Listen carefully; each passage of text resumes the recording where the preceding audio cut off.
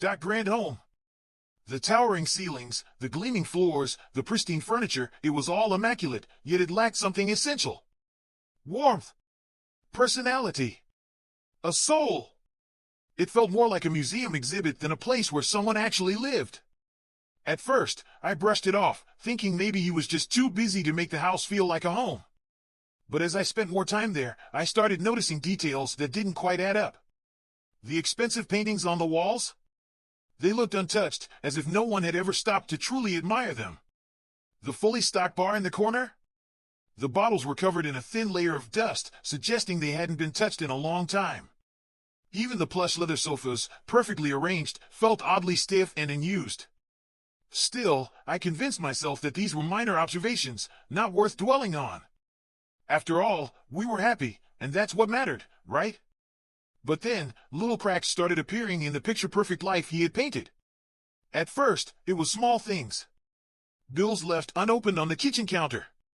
A tense phone call he quickly ended the moment I walked into the room.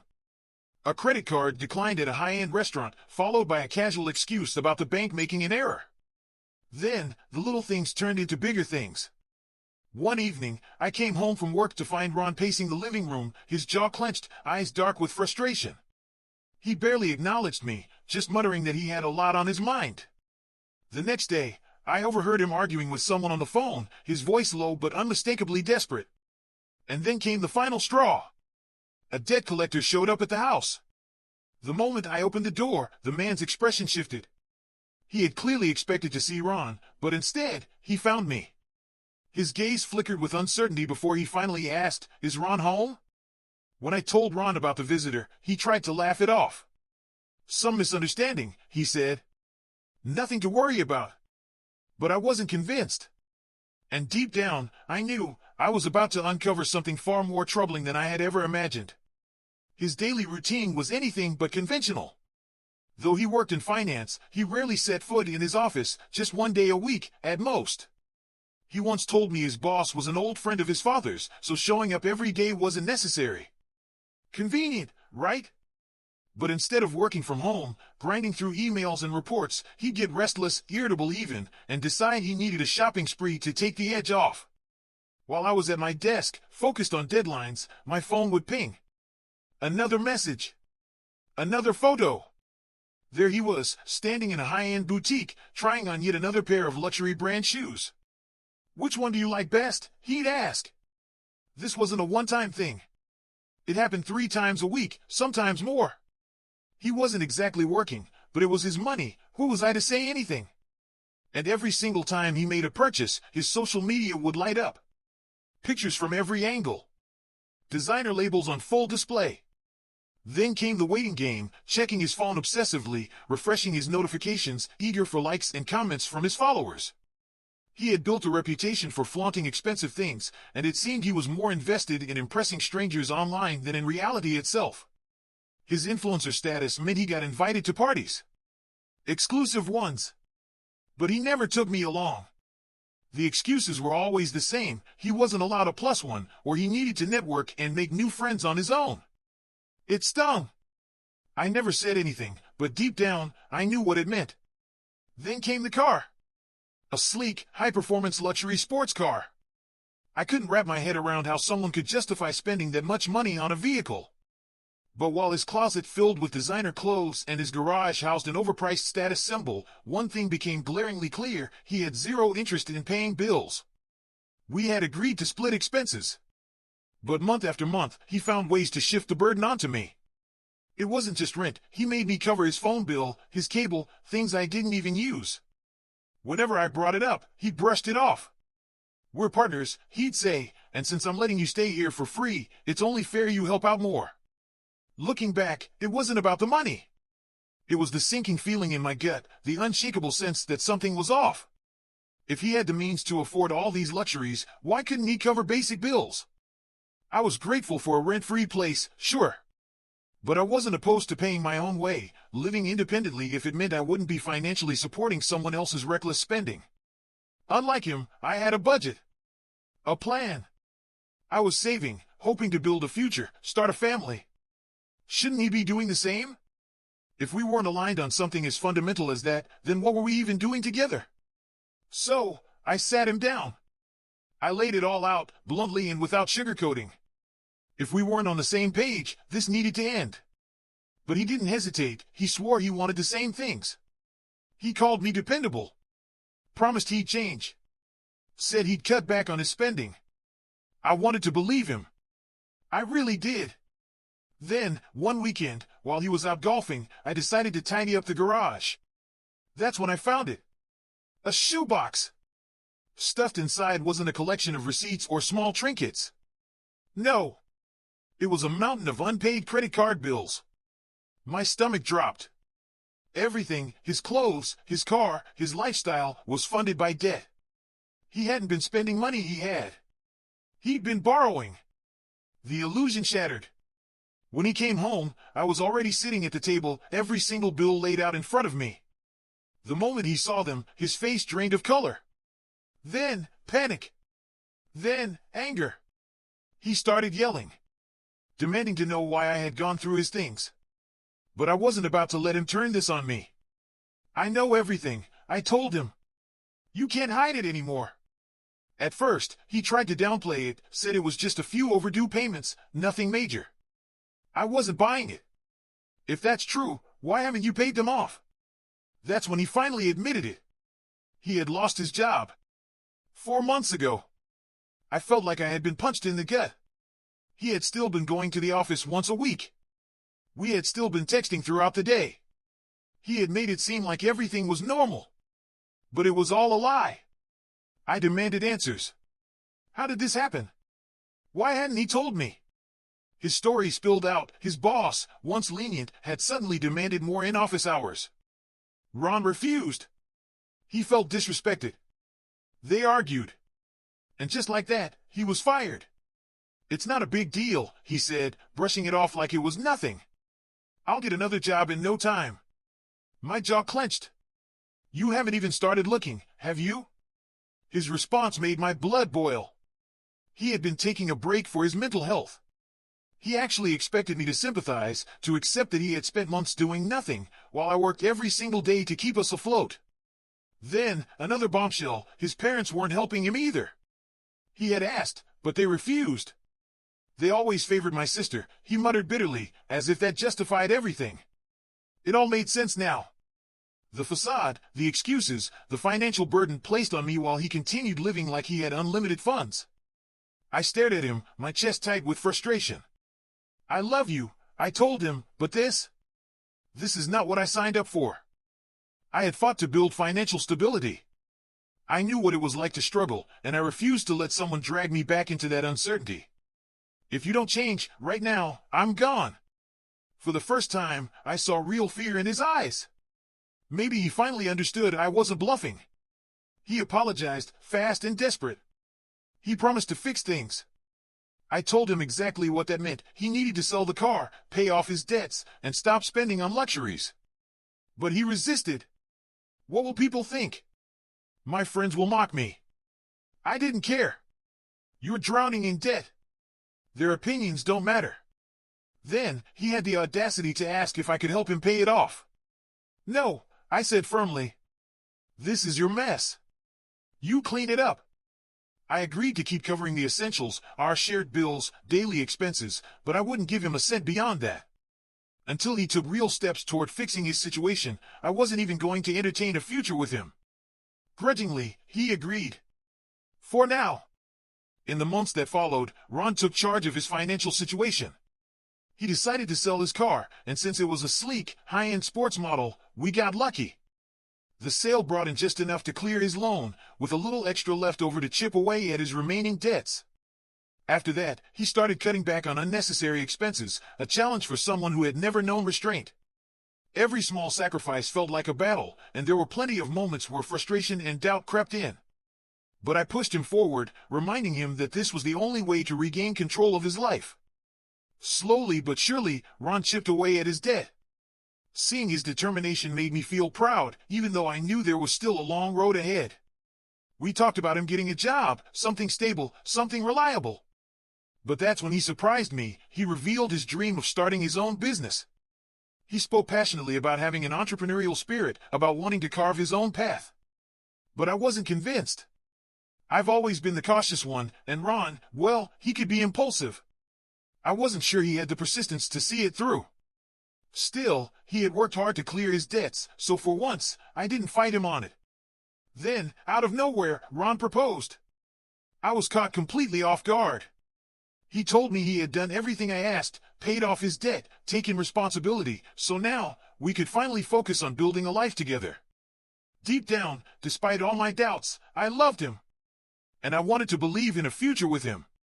So, I said yes. But there was something uneasy about it from the start. His parents had no idea he was going to propose, and when he finally broke the news to them, their reaction was lukewarm at best. They said they were happy for him, that they would support him, but there was something in their tone that unsettled me. They admitted they never expected him to end up with someone like me. My parents, on the other hand, were overjoyed. We planned a small, intimate wedding. I refused to start our marriage by plunging into more financial trouble, not after Ron had just gotten out of debt. My parents graciously stepped in to help cover the costs, and I pulled from my savings to contribute as well. Ron, despite his family's supposed wealth, barely put in anything. At the wedding, guests gushed over the elegance of the ceremony, assuming Ron and his family had financed it. And Ron, he let them believe it. He never corrected them, never once acknowledged that it was my parents who had made this day possible. Watching him bask in their praise without a word of truth sent a pang of disappointment through me. His parents didn't correct the assumption either, sitting there in silence, letting the lie take root. Maybe they felt guilty, because afterward, they offered to pay for our honeymoon. It was unexpected, but we accepted it. If they hadn't, we likely wouldn't have gone at all. Once we returned, Ron threw himself into launching his new business, a social media agency designed to connect brands with influencers. It was an ambitious idea, but the competition was brutal. Agencies like his were everywhere, each one fighting to stand out. More often than not, he came home defeated, complaining about influencers refusing to collaborate or brands dismissing him outright. The business wasn't bringing in any income, and as time passed, my patience wore thin. I begged him to consider finding a stable job, something to keep us afloat while he worked on his dream. But Ron refused. He would snap, telling me he needed time, that success didn't happen overnight. Yet, no matter how many events he attended, no matter how many influencers he tried to connect with, nothing changed. His business remained stagnant. Meanwhile, I was drowning. I was the sole provider, working nonstop, and coming home to chaos. The sink overflowed with dishes. Laundry piled up. The dog waited restlessly for a walk. And Ron? He would sit there, waiting for me to cook, listing off the bills that needed to be paid. Whenever I dared to mention how exhausted I was, he would smirk and say how glad he was that he quit his job, how he didn't have to deal with the kind of stress I was under. The words stung, sharp and dismissive. I was the one keeping us afloat, yet he was the one living stress-free, spending his days at networking events that never amounted to anything. Resentment started creeping in. Our life became monotonous. The only thing we did together was watch TV. The walls of our home felt like they were closing in on me. On weekends, I slept as much as I could, trying to recover from the sheer exhaustion of the week. But even then, if I asked Ron to help with the housework, he would brush me off. Starting a business required all his energy, he would say. As his partner, I needed to be understanding. Then, last month, everything changed. I found out I was pregnant. For years, I had imagined this moment, the joy, the excitement, the dream of bringing a child into the world. But instead, I felt nothing but panic. This wasn't how it was supposed to be. A baby needed a stable home. 2 parents who provided. And in our case, that wasn't the reality. I was the only one carrying the weight of this household. If I had this baby now, I knew my burdens would only multiply. When I told Ron, his face lit up. He hugged me tightly, thrilled beyond words. He kept repeating how amazing this was, how he couldn't wait to be a father. But I couldn't share his enthusiasm. I was exhausted. I needed him to understand that. So I told him. I laid everything out, the stress, the exhaustion, the overwhelming fear of doing this alone. To my surprise, he agreed. He promised he would start stepping up, that he would take on more responsibilities around the house. For the first time in a long time, I felt a flicker of hope. And in the past few weeks, I have seen small changes. He now washes the dishes, takes out the trash, walks the dog. It's not much, I'm still doing the bulk of the work, but it's a start. Maybe, just maybe, we could make this work. Then, last weekend, Ron told me he was going to visit his family. Since we planned to announce the pregnancy together, I decided to tag along. I didn't expect them to be thrilled, but I at least hoped for some warmth, some excitement. Instead, the moment I shared the news, their expressions hardened. His mother and sister scoffed, their eyes filled with something dangerously close to disgust. His father looked away, shaking his head, as if I had just made a terrible mistake. Then, his mother fixed me with a cold stare and said, "This is ridiculous. There's no need to bring a child into a marriage with so many problems." The words hit me like a slap. I demanded to know what she meant, but she simply excused herself from the table. Stunned, I turned to Ron, but he just muttered that it was best if he continued meeting his family alone from now on, since they were clearly upsetting me. On the drive home, anger simmered inside me. I had done nothing to deserve this. Nothing. And yet, here I was, being treated like I was the problem. I thought that with the baby coming, we could finally put the past behind us. That, for once, we could be a family. But I was wrong. Then, yesterday, while I was at work, my phone rang. It was my sister-in-law. She had never called me before. Ever. Which could only mean one thing. It was important. I answered immediately, bracing myself. And what she told me shattered everything. The moment the words left her lips, a chill ran down my spine. I stared at the phone, trying to process what I had just heard. My sister-in-law's voice was unwavering, as if she had rehearsed this conversation 100 times. She claimed she understood how much we were struggling financially because of my supposed debts. And worse, she felt Ron was carrying all the weight while I contributed nothing. My breath hitched. "What exactly do you mean by that?" I asked, my voice steady despite the storm raging inside me. She didn't hesitate. Ron had told his family that I was drowning in debt, that he was the one bailing me out, selling his car, making sacrifices, even foregoing luxury brands, all for me. The room spun. I gripped the phone tighter, feeling my heartbeat hammering against my ribs. And then, as if gutting me wasn't enough, she dropped another bombshell. She said she couldn't stand by and watch her brother suffer anymore. She accused me of trying to trap him with a baby. Fury. That was the only word for what I felt in that moment. This coward had spun a ridiculous web of lies to protect his own ego. Instead of admitting his financial struggles, he had thrown me under the bus, making me the villain in a story where I had done nothing but work tirelessly to keep us afloat. And now, his family believed I was some scheming woman, bleeding him dry and locking him down with a child. I clenched my jaw, swallowing back the blistering rage rising in my throat. I refused to explain myself to someone who had already made up her mind. So I simply exhaled and told her she was right. I shouldn't be trapping Ron because he wasn't worthy of being a father anyway. Then, I ended the call. The moment I hung up, I knew what I had to do. I turned to my boss and informed him I wasn't feeling well, then left work immediately. I knew Ron was out, busy networking with some influencer. That gave me just enough time. I rushed home, gathered my essentials, and packed up everything I could fit into my car. My dog hopped into the passenger seat, unaware that this was not just another drive, it was my escape. I didn't leave a note. I didn't owe him one. I simply drove away. Since then, I've been staying at my parents' house. Ron has been calling nonstop, his messages piling up, each one more frantic than the last. He must have spoken to his sister because now, he's suddenly desperate to explain. He claims he can make everything right, that he just needs me to come home. But I know better. My parents don't know the full story yet, but they can sense the gravity of the situation. They haven't pried. They're giving me space, letting me breathe. But the truth is, I feel trapped. I'm pregnant, and I want my child to have a father. But how can I trust a man who so easily betrayed me? Who painted me as the burden when I was the one holding us together? I asked myself the hardest question of all, am I wrong for contemplating divorce after what I've just learned?